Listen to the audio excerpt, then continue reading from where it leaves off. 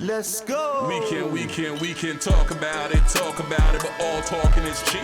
Cause the last word is me. The last word is me. We can talk about it, but you ain't beating me.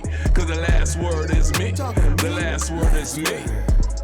Yeah, I know. The last word is me. The last word is me. The last word is me. Say what? The last word is me. The last word is me. The last word is me. Believe that, man. The last word. Yeah, that's right. You got it. Last word. So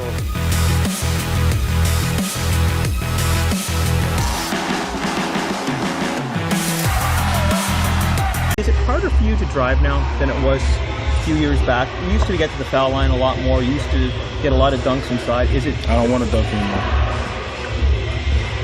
Why not? For what?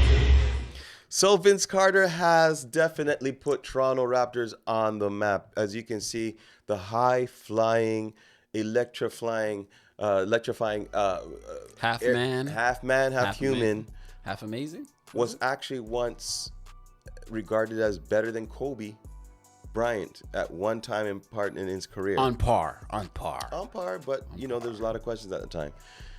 So you see Vince Carter there, and obviously the way he left Toronto. We were talking before the show about a stat that you had shown me. Vince averaged 15 points per game his last season with Toronto. Yeah, I believe before he traded, he played maybe like 20 games. I believe he played like 20 games, and we all remember, anyone who was watching or following the Raptors at that point, and to see this half man, half amazing turn and give that interview of, I don't want to dunk. That hurt. The guy who literally changed, who killed the dunk off. He destroyed the NBA dunk off, literally. To see him go into that mode, it was a sad sight, because again, he did move on to New Jersey and still had a few more good years, where averaging 20 points and stuff, unable to get over the hump and win a title or anything like that. But it's one thing I will say, actually, is for a guy that used to be mocked and laughed at as Vince Carter, he had a hell of a long career. 22 years. One thing I never thought it was Vince would be a player of longevity. I thought his career would maybe be that 10, 12-year kind of career because of the injury history, constantly falling on the floor. He was Anthony Davis before Anthony Davis. Anytime he hit the floor, people instantly was like, oh gosh, is he injured again or is he out? But one thing I will also say is that he does deserve to be the first retired Toronto Raptor.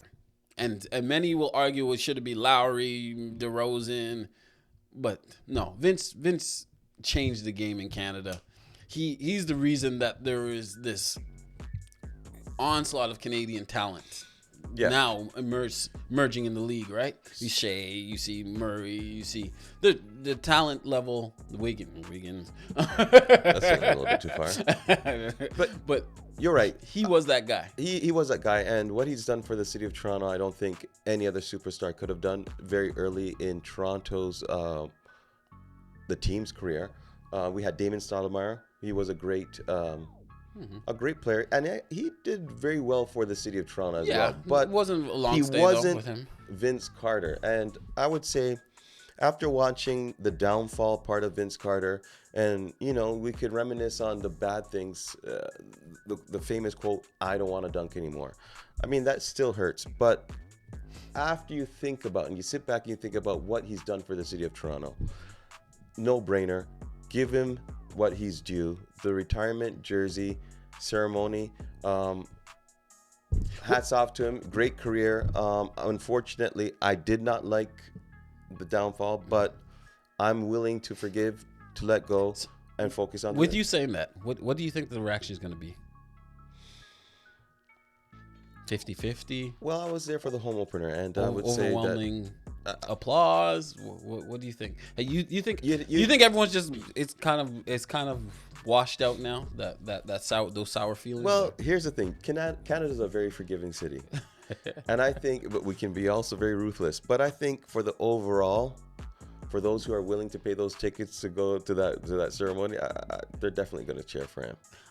I think at this point, because again, Raptors point. franchise again, the Raptors are. We won a title They without did you, Vince. Yes, but what have the Raptors done since? They're not on the map anymore, and everyone's gonna be in the building. And for anyone who's coming up watching Raptors, remember Vince was the guy who got the Raptors on the NBC headline games. He did. The Raptors were never seen on primetime NBA games anywhere, and then Vince forced the hand of primetime coverage to have the Raptors on. So I think there's gonna be a lot of sweet memories in the building. Yeah. And that's our feeling, especially watching the franchise now where they're at. People are going to be clinging to some nice memories. Let me ask you this. Now, Vince Carter is also being inducted to the Hall of Fame. He's been inducted to the Hall of Fame as a Toronto Raptor. Where else would he be? And that was the question I want to ask you. Where else would he have retired his gone in as to the Hall of Fame? What other franchise? He didn't make no mark in New Jersey, really. What other franchise would have and then he played retired on his number? 8 other teams for a year or two. So what I'm really trying to say, he needs us just as much as we need him. Because if he doesn't have a jersey retirement ceremony in Toronto, you don't have a jersey retirement ceremony. Hey. If you say you're not going to go into the Hall of Fame as a Toronto Raptor, you're going to go into the Hall of Fame with which team? No, man. With what stats? Yeah. So you need Toronto, my friend. So and again, this has been a process over the last few years too, right?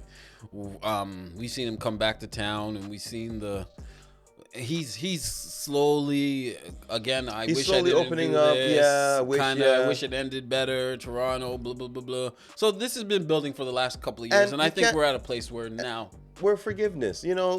We've open arms, Vince. We love you. Thank you for putting us on the map. I have no hard feelings. This hat is being able to worn with dignity and grace and love because of you. You started out with this one, but I think Kyle Lowry and Kawhi Leonard put us on the pedestal. So no hard feelings. We got a chip. We're happy. Congratulations. Number 15 will be for always remembered as Vince said.